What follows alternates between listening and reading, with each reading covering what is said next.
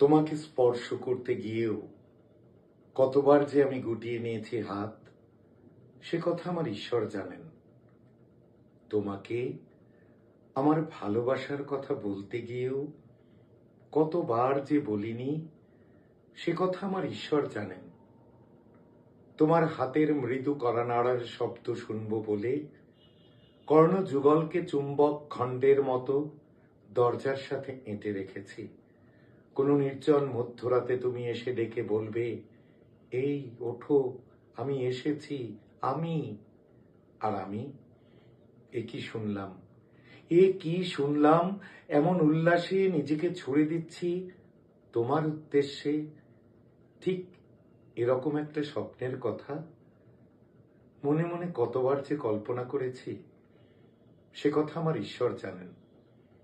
আমার ঈশ্বর জানেন আমার ঘুম